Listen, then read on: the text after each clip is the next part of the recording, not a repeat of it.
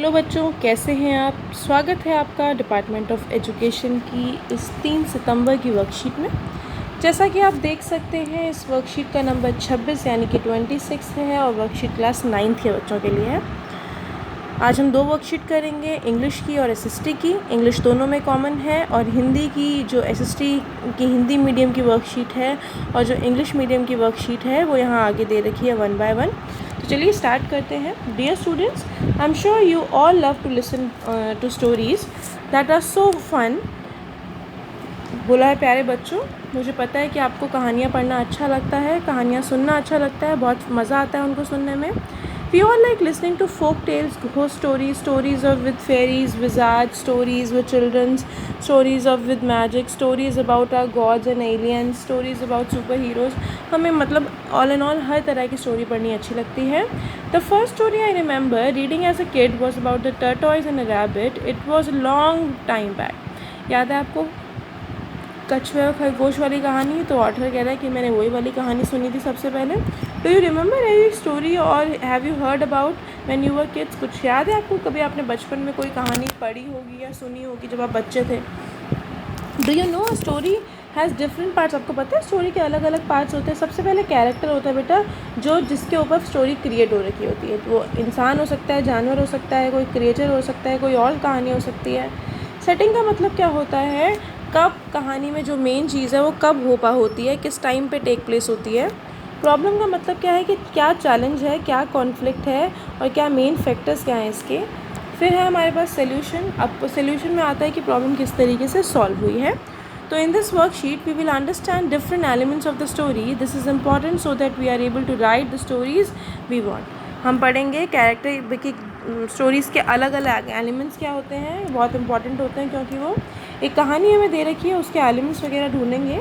The crow and the pitcher, कहानी का नाम है the crow and the picture.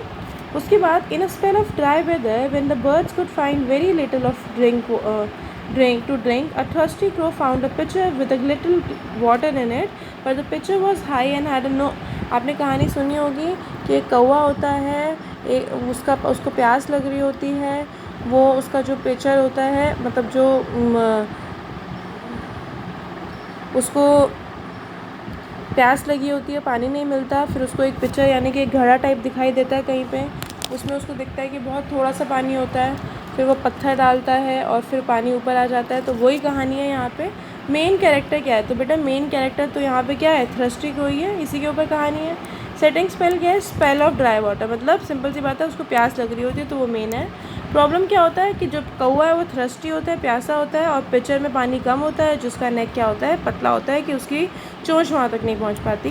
Solution क्या होता है? The crow drop small pebbles into the pitcher to raise the level of water and drink it.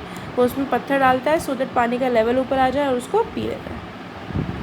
अब SST की worksheet देखते हैं। इंग्लिश की वर्कशीट में हमारे पास आज इतना ही था, ज़्यादा क्वेश्चन नहीं थे। आज हम पढ़ने वाले हैं रशियन रेवोल्यूशन को। चौथी वर्कशीट है रशियन रेवोल्यूशन के ऊपर ही।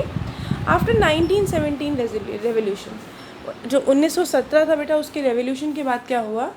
जो कॉन्स्टिट्यूएंट असेंबली थी, इलेक्शन में जो बोल्शेविक थे बेटा फेल हो गए मेजॉरिटी सपोर्ट लेने से।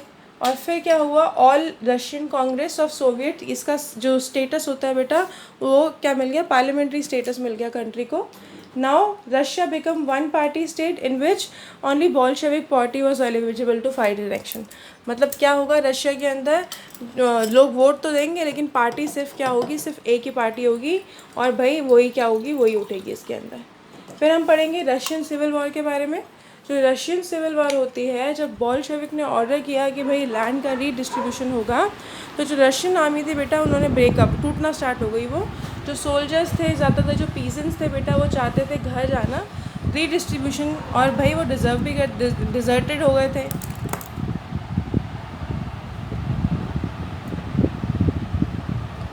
जो नॉन बोल्शेविक्स थे बेटा, जिनको ग्रीन्स भी कहा गया, जो लिबरल्स थे, जो सपोर्टिव थे ऑटोक्रेसी के, जो फेवर में थे प्राइवेट प्रॉपर्टी के बेटा, उन्होंने क्या किया? उन्होंने सपोर्ट किया अमेरिकन फ्रांस को और उन्होंने डिक्लेयर कर दिया कि वॉर होगी भाई, लड़ाई होगी दोनों के बीच में। जो लूटिंग, बैंडरेटिंग, फेमाइन बिकम कॉमन, भाई लोगों को लूटना, भुखमरी, सब कॉमन हो गया। जो नेशनलिज्म था बेटा of industries and collectivism of farming was done. धीरे धीरे क्या होने लगा, लार्ज स्केल पे होने लगा। जो रेवोल्यूशन है वो स्टार्ट हो गया बेटा स्मॉल वर्कर्स का, स्मॉल फार्मर्स का। बिग स्टेप्स भी आए यहाँ पे। कुछ बिग स्टेप्स क्या थे बेटा रेवोल्यूशन के बाद? To support the declining economy को सपोर्ट करने के लिए, डेवलपमेंट को इंश्योर करने के लिए सेंट्रलाइज्ड इकोनॉमिक पॉलिसीज़ आई बेटा, और प्लान्स बनने लगे जिसमें से कि एक क्या था, 5 ईयर प्लान पॉलिसी थी बेटा, जो कि बहुत ही ज़्यादा इम्पॉर्टेंट है। जिन्होंने रेजिस्ट किया बेटा उनको पनिश किया गया। स्पेशल केयर की गई बेटा आयरन और स्टील इंडस्ट्रीज़ की और मशीन इंडस्ट्रीज़ की, जो कंसीडर करते हैं the education as a foundation stone of all type of developments from primary to higher and vocational education was taken with care, ध्यान रखा गया।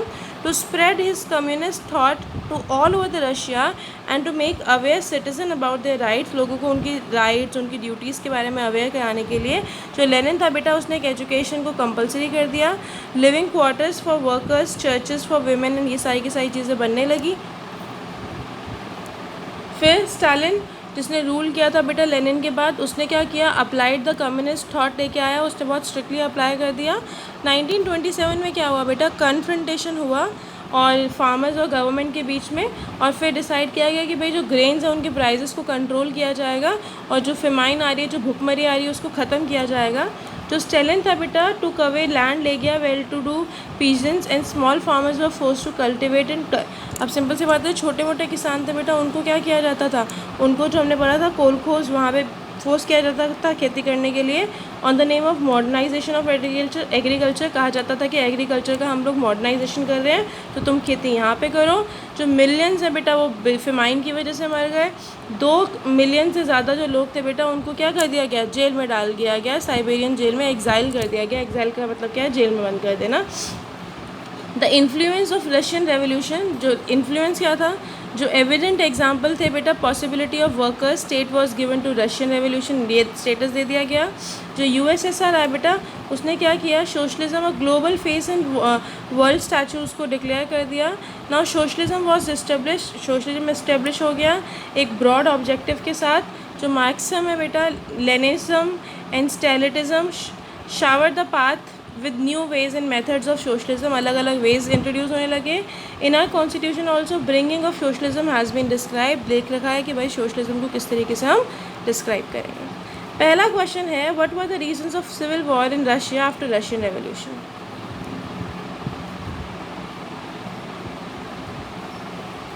ये रहा इसका answer. When the Bolsheviks ordered land restriction, the Indian army began to break up. Russian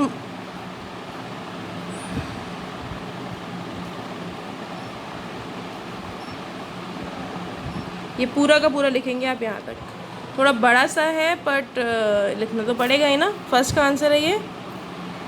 फिर है, how most of the peasants and workers become favourite of revolution after the revolution, give reason.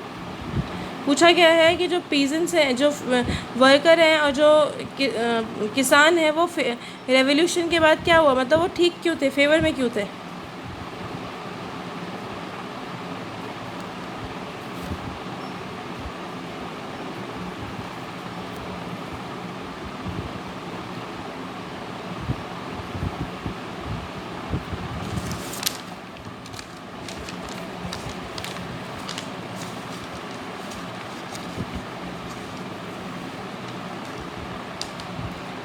हमने इसका पढ़ा था कि भाई जब revolution ख़त्म हो जाएगी तो क्या हो सकता था,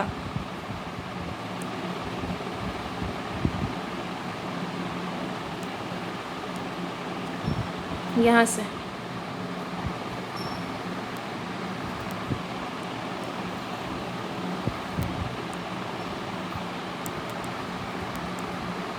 सेकेंड क्वेश्चन का आंसर है ये।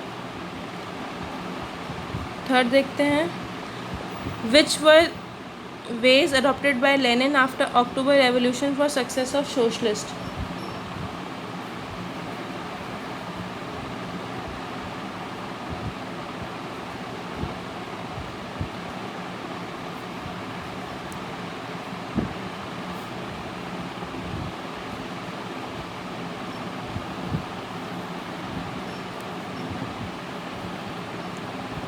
थर्ड क्वेश्चन का आंसर है ये। Right your thoughts about the global influence of Russian revolution. ये यहाँ से लेके यहाँ तक फोर्थ का आंसर है। आई होप आपको समझ में आया होगा। वर्कशीट में आपको ऑलरेडी समझा चुकी हूँ, इसके क्वेश्चन आंसर्स भी हम लोगों ने कर लिए हैं। तो चलिए इसको हिंदी में भी देख लेते हैं। मैं आपको बता चुकी हूँ अक्टूबर 1917 के बाद क्या हुआ था बेटा, संविधान सभा में क्या हुआ था, चुनावों में जो बोल्शेविक थे बेटा उनको बहुमत नहीं मिली। इसकी वजह से जो लेनिन है बेटा उनका नेतृत्व संविधान सभा से भंग कर दिया गया और अखिल रूसी सोवियत कांग्रेस को संसद का दर्जा दे दिया गया, जिसमें बोल्शेविक पार्टी की एकमात्र राजनीतिक दल के रूप में चुनाव लड़ने की पात्र बन गए थे। फिर रूसी गृह युद्ध का बताया गया था कि किस तरीके से कितनी ज़्यादा डिस्पैरिटीज़ आ गई थी उनके बीच में। फिर क्रांति के बाद बड़े बड़े कदम क्या लिए गए बेटा, विकास सुनिश्चित किया गया, केंद्रीय आर्थिक नीतियाँ बनाई गई, योजनाएं बनाई गई, जिसमें पंचवर्षीय योजनाएं बहुत ऊपर अच्छी है। फिर शिक्षा के लिए बोला गया बेटा, उसको आधार बनाया गया, बोला कि भाई डेवलपमेंट तभी पॉसिबल है जब शिक्षा आएगी लोगों के अंदर। फिर महिला वगैरह के अधिकार, उनके वेतन के बारे में भी बात कही। फिर उसके बाद लेनिन के बाद जो शासन करने के लिए आया था बेटा, समाजवादी विचारों को लागू किया उन्होंने यहाँ पे, ठीक है। उसके बाद किसानों को सामूहिक तौर पर खेती करने के लिए प्रेरित किया। रूसी क्रांति का प्रभाव क्या हुआ, जो मेहनतकश लोग थे बेटा उनके द्वारा शासन किया जा सकता था, उनका प्रत्यक्ष उदाहरण रूसी क्रांति में प्रस्तुत किया गया है। ये पूरा का पूरा इसमें दिखा रखा है। अब इसके कुछ क्वेश्चंस हैं। रूसी क्रांति के बाद रूस में गृह युद्ध होने के कारण क्या थे। रूस के बाद अधिकतर किसान और मजदूर क्रांति के पक्षधर किन कारणों से बने थे, क्या रीज़न था। अक्टूबर क्रांति के बाद लेनिन ने समाजवादी साम्राज्य की स्थापना के लिए क्या क्या उपाय किया, और रूसी क्रांति के वैश्विक प्रभावों पर आपके क्या विचार हैं। तो ये इसके आंसर्स भी हैं। रूसी क्रांति के बाद रूस में गृहयुद्ध, ज़मीनों के बंटवारे को लेकर और समाजवादी और पूंजीवादी विचारधारा में मतभेद तथा राष्ट्रीयकरण की वजह से हुआ। फिर है क्रांति के बाद सामूहिक खेती और उद्योगों का राष्ट्रीयकरण करने से किसान और मजदूर क्रांति के पक्षधर बने। फिर अक्टूबर क्रांति के बाद लेनिन ने केंद्रीयकृत आर्थिक नीतियां लागू की, पंचवर्षीय योजनाएं लागू करी। फिर उसके बाद सस्ती और कुशल उद्योगों पर विशेष ध्यान दिया गया। लास्ट है रूस की क्रांति के बाद समाजवाद को पूरे विश्व में मान्यता मिली। लेनिन वाद, मैक्सीवाद और स्टालिनवाद में विश्व में कई उपायों और तरीकों के लिए मार्ग दिखाया। तो ये हमने आज की वर्कशीट कंप्लीट कर ली है। आई होप आपको समझ आया होगा। कोई डाउट है तो आप नीचे पूछ सकते हैं। तब तक के लिए स्टे हेल्दी, स्टे सेफ।